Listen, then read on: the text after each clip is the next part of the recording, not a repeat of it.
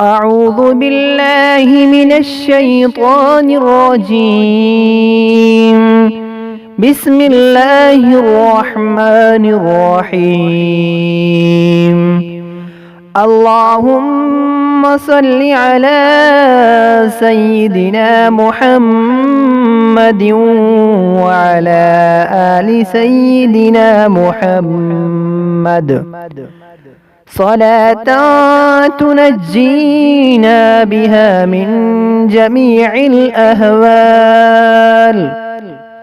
والآفات وتقضي لنا بها جميع الحاجات وتطهرنا بها من جميع السيئات وترفعنا بها عندك أعلى الدرجات وتبلغنا بها أقصى الغايات من جميع الخيرات في الحياة وبعد الممات، إنك مجيب الدعوات ورافع الدرجات ويا قاضي الحاجات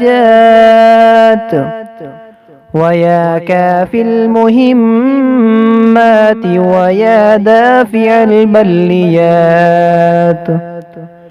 ويا حل المشكلات أغثني أغثني أغثني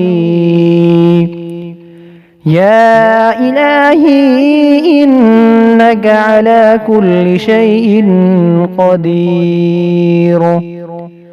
اللهم صل على سيدنا محمد النبي الأمي وآله وبارك وسلم. أستغفر الله الذي لا إله إلا هو الحي القيوم